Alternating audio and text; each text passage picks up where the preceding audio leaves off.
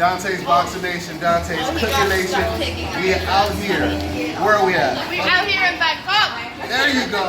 She's from Ireland. Matter of fact, introduce yourself to the world. My name's Hannah and I'm from Ireland and I'm the biggest fan of this show. You hearing that? Yeah. The biggest fan? And I'm from Ireland, sorry. No, I can edit it, don't worry about it. All the way in Bangkok, Thailand, y'all. I'm No, gonna get in it right. Ireland as well. In Ireland, you hear that? DBN is international, My guys. churros are ready now.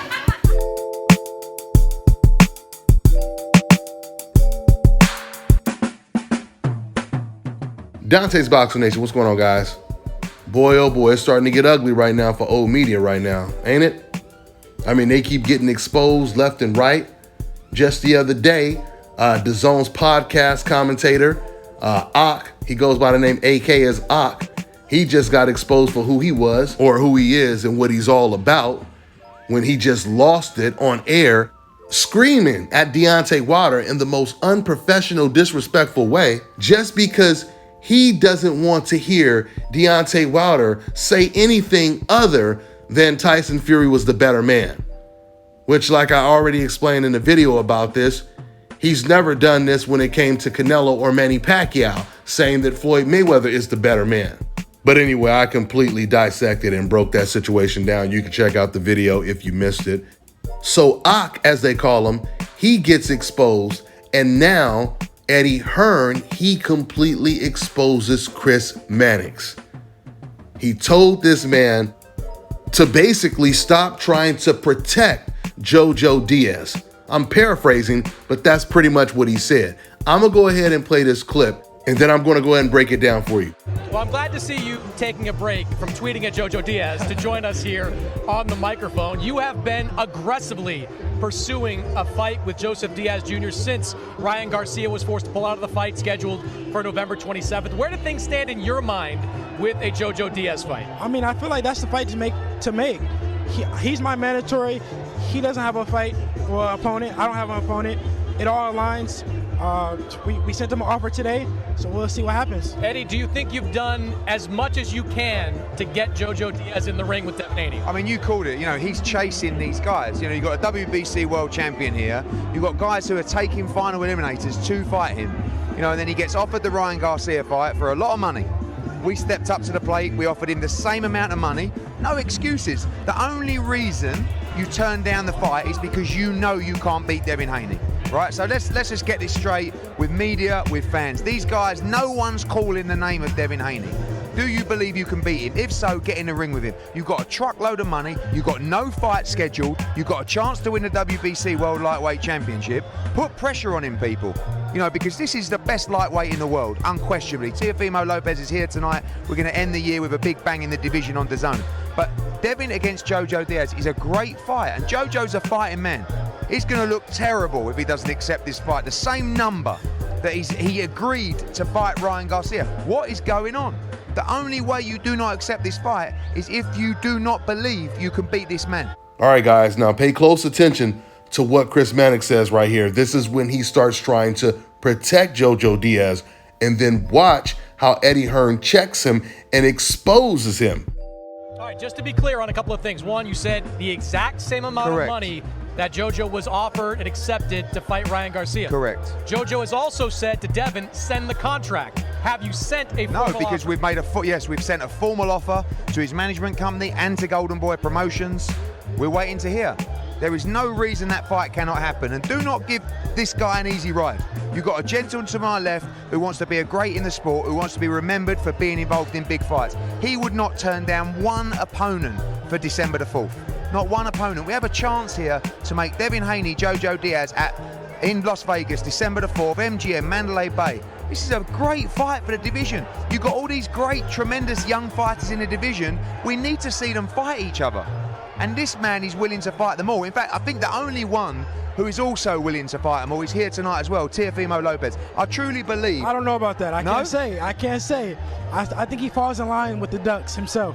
Okay, well, we'll see. We'll see him on DAZN 2 as well. But I believe Teofimo would step up and fight you. The proof will be in the pudding. But for now, let's not make excuses. Jojo Diaz, you can't go run. You know, this is a good guy. This is a great fighter. This is a guy who has heart, who has pride. Right now, you're going to look real bad. if you do not accept the same offer you was getting to get fight Ryan Garcia. You know, and the only way you wouldn't do it is if you truly don't believe you can beat him. Man, a lot of credit goes to Eddie Hearn. That was a great interview. That was a whole lot of telling the truth. And you can tell he made Chris Mannix extremely uncomfortable because Chris Mannix is looking at him like, hey man, what are you doing? You're going off code. But I thought it was pretty interesting because at the beginning of the interview, Devin had already told Chris Mannix, we sent an offer to Jojo Diaz for the same amount of money, right? And even though he had already said that to Chris, Chris still says to Eddie Hearn, well, Jojo says you guys didn't send a contract. So did you guys send a contract? And of course, Eddie Hearn, he told him, matter of fact, Eddie Hearn had said it before that as well. Before Chris asked that question, Eddie Hearn said the same thing.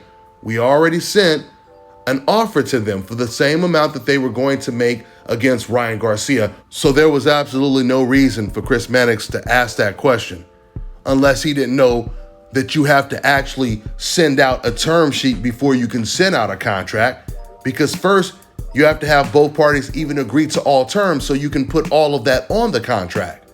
That's how it works. Chris has to know this. But I'm just so happy that the truth is starting to resonate. It's starting to spread. It started right here from new media, and now it's spread all across the boxing world. So now we have people like Eddie Hearn completely exposing fighters like Jojo Diaz, saying almost word for word what you guys hear new media right here say.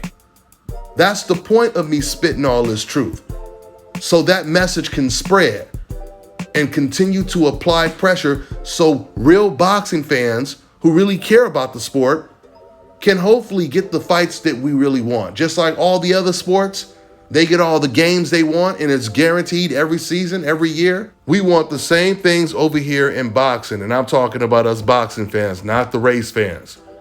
So with that being said, there is a lot of pressure on Jojo to take this fight now. He really has no way out, and I know he's extremely frustrated. Matter of fact, he just recently revealed how frustrated he is. Do you guys know that when Jojo Diaz found out that Ryan Garcia pulled out of the fight, Jojo said, I feel like it's the end of the world. He talked about how frustrated he was. Those were his exact words. I feel like this is the end of the world. How could you say you feel like this is the end of the world when you have a title shot on the line to fight an undefeated champion in Devin Haney in what would be a huge fight? So what does he mean when he says he feels like it's the end of the world?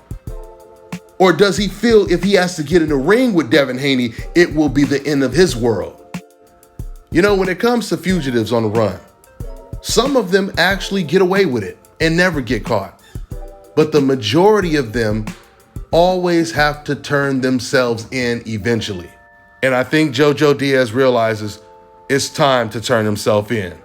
It's time to face that music, that Devin Haney music. You got a whole lot of Devin Haney fugitives on the run right now, but the Devin Haney authorities are starting to close in. That's for sure. Jojo, you said you felt like this was the end of the world once Ryan Garcia pulled out. Man, you need to turn that frown upside down because you got yourself a title shot. So congratulations. That's all I got for now, guys. I'm on to the next one. Get ready to take your striking game to the next level with the Focus Ball. Dramatically improved footwork, timing, head movement, hand-eye coordination, reflex, and overall fight IQ. It's lightweight and extremely portable, so you can train every time, everywhere.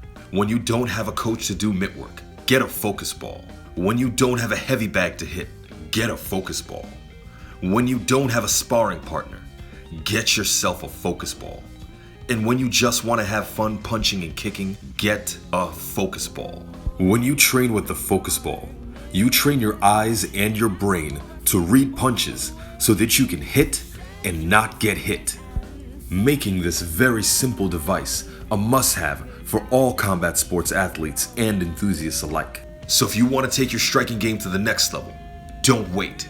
Get the Focus Ball now. All right, now check this out, guys. If you're looking to repair eczema scars, burns and bruises, dark spots and blemishes, then this right here is the perfect product for you guys. It's called Elo Deki Face and Body Oil. Athletes and top-ranking boxers, they're also using it after training to reduce swelling, inflammation, and to ease the pain. So get yours today. Go to elodeki.com, like them on Facebook, and follow them on Instagram. Fellas, I've got some great news for you. If you've lost your hair or have a receding hairline, the time has come when you can finally get your hairline back through a process called scalp micropigmentation. So here's how it works. It's a hair tattoo that replicates the look of your hair follicles when you have fully shaved it down. So to get this hookup, make sure you follow and contact my man ScalpCarolinas on Instagram. Contact them at 704-499-3471 and make sure you follow them on Instagram.